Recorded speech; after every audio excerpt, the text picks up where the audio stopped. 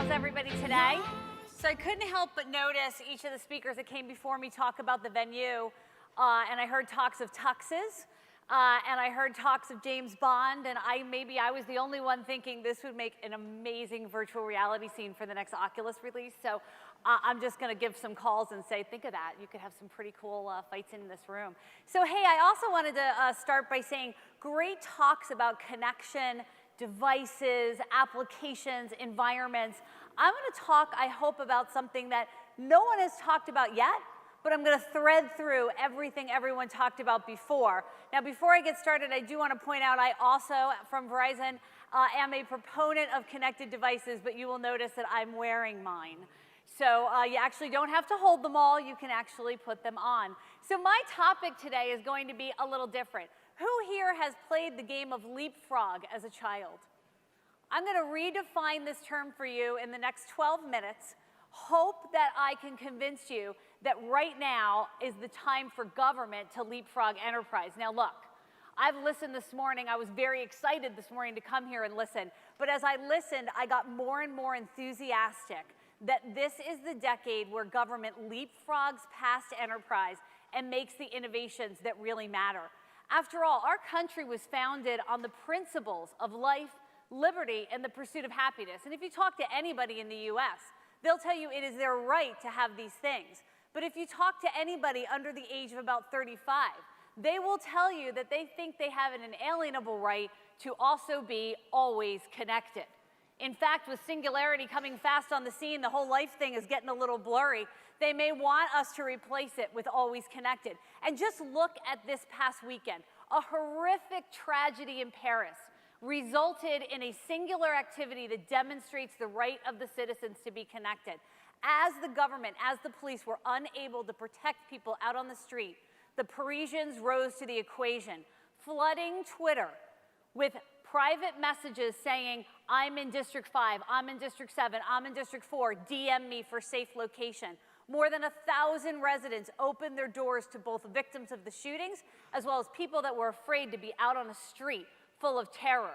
This is an example of a citizenry that is not only always connected, but is going to challenge the fabric of our government to empower them to be connected from here forward. Not just on a singular device, but in everything they do to live, to work, to play. And in this, the government will need to deliver. So my thesis statement, if you will, this morning in my remaining time is, can you leapfrog enterprise? I'm going to redefine leapfrog to get us started. It is not a child's game. It is not a competitive disruptor. It is, in fact, using the experiences of those that come before you to leapfrog an entire generation of technology and end up in a next one, using the learnings of those that came before you to accelerate your results. Kind of like the kids' game, jumping over the back of those that came before you. So now I'm going to share with you a couple of my secrets. Now, this is going to be the secret sign. Okay? I'm going to share some things with you today that have not been published yet and some that have about our interpretation of where enterprises truly are in the digital landscape. But before I get started, I want to make sure that I talk a little bit about what's really happening. So, this is the world we live in. Almost 80% of IT organizations say it's their responsibility to have a network that performs. And yet, almost 70% of them admit the legacy network is a bottleneck for enterprise IT. Now that's a fact, that's a stat, and probably an interesting one. But more interesting is the fact that more than 50% of cloud app deployments suffer in the first release because the network was not conditioned to handle them. App failures cost money, and they cost you the attention of a market. But on top of that, most CIOs today understand the cloud is there for a competitive advantage. Why?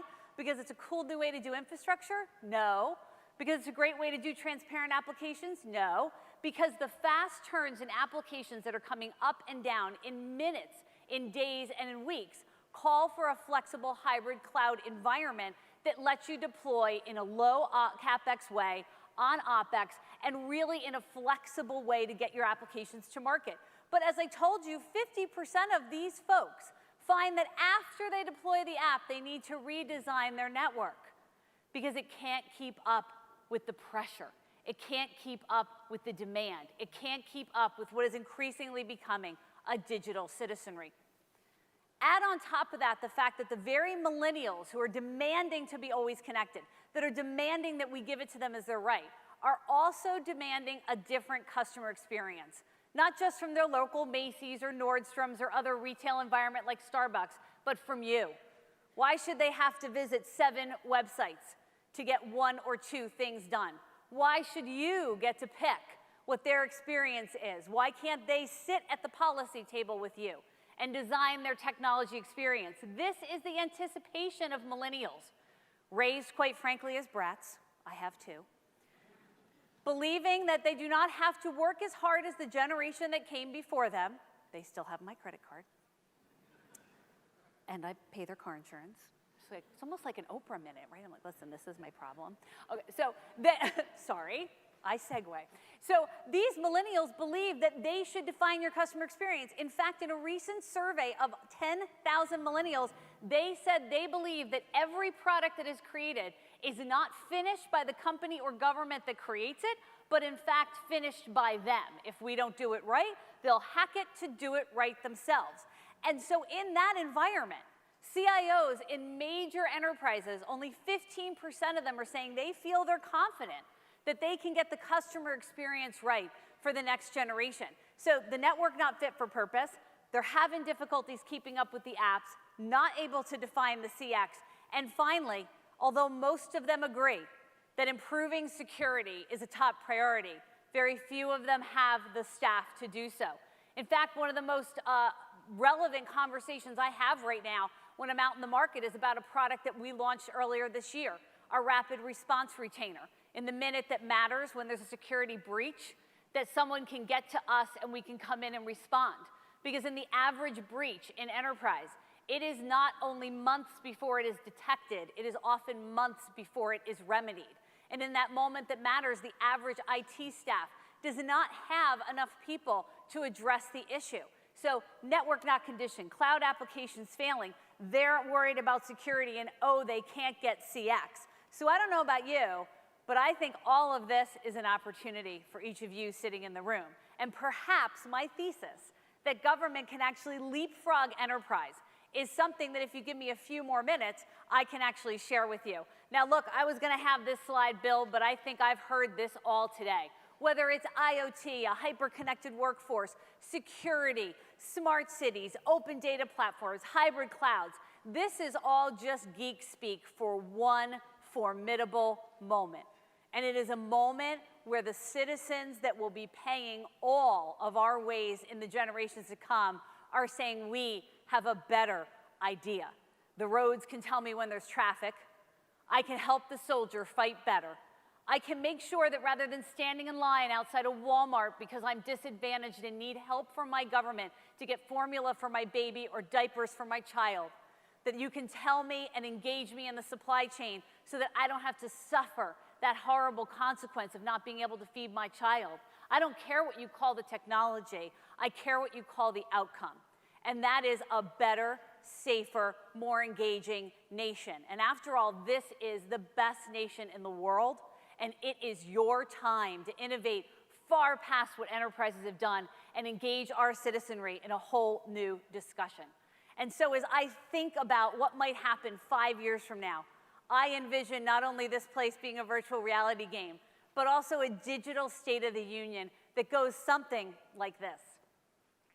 While enterprises were shaping their digital strategy, secret time.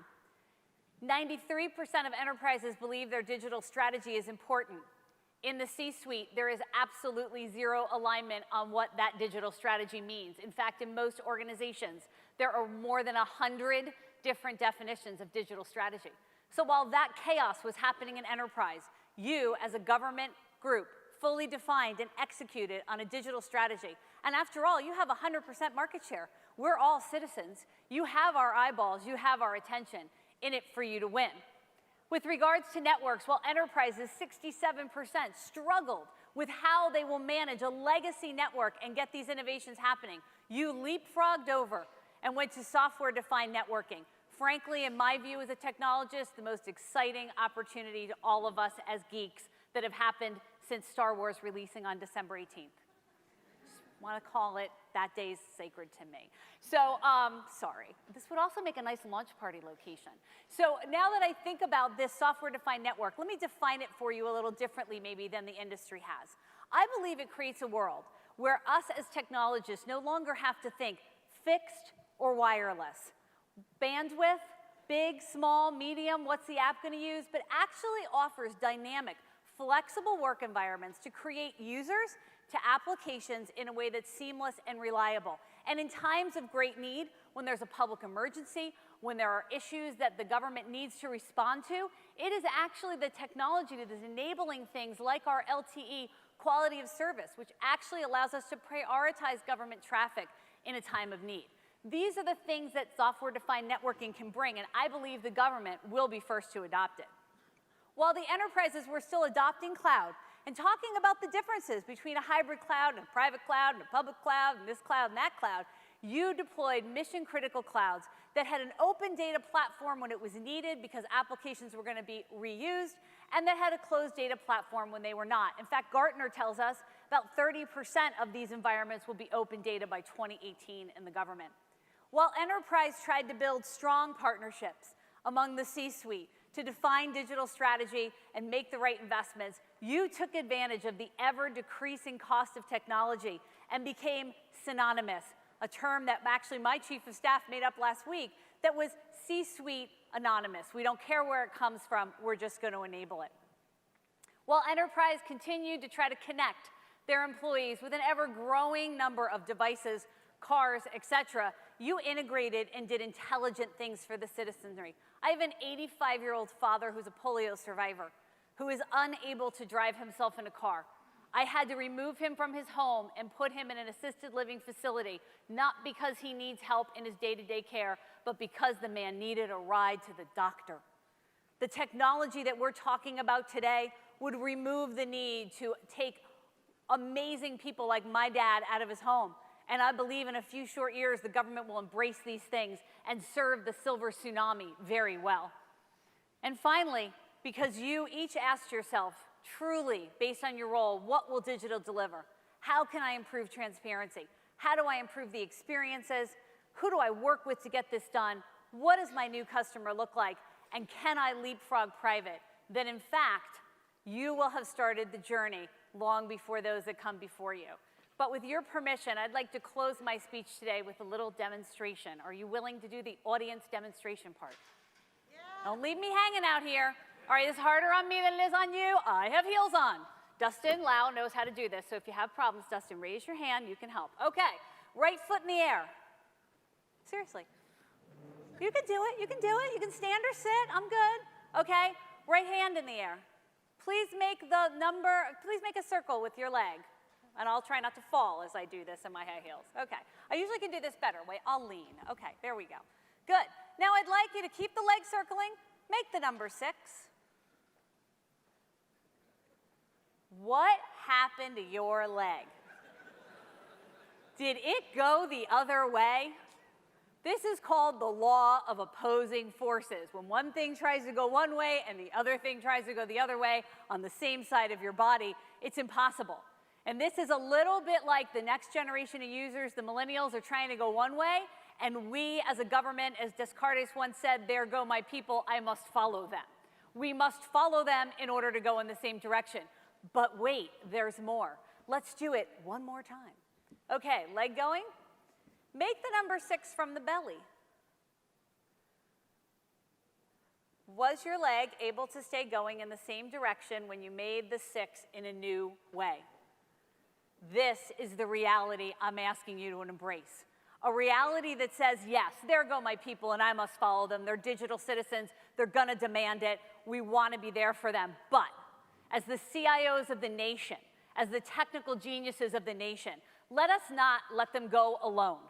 Let us find a way to give them what they want while making the number the way we know protects our nation's data, connects people in a logical, sensible, safe way, and provides the next generation and my father, the greatest generation, with the actual life that they deserve, earned, and deserve to have as a U.S. citizen. On behalf of everyone at Verizon, I thank you for what you'll do in the next 5 years to make my and my family's life better. Thank you.